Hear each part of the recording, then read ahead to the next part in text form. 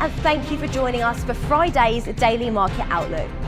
Joining me today is Emily from our trading room to tell us more about recent developments. Emily.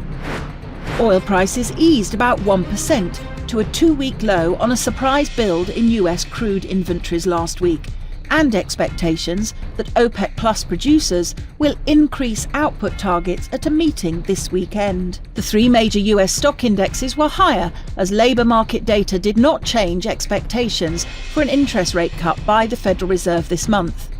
Shares of chip company Broadcom, considered a key artificial intelligence player, were up 1.2% ahead of its quarterly results. Big crypto investors, or whales, were suffering millions in losses on the Trump family-linked World Liberty Financial Token, which continued to decline despite a proposal to reduce the circulating supply.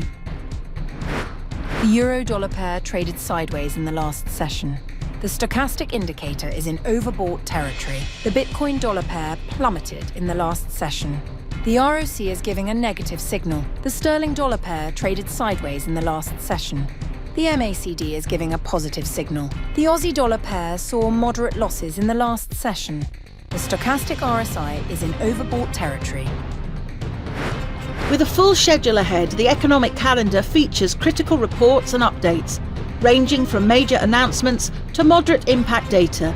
These releases may guide financial markets, so staying informed is key. These updates are not just routine, they're potential catalysts for market change.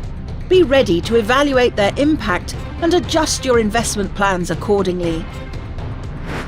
We hope that you've enjoyed our Friday's Market Outlook.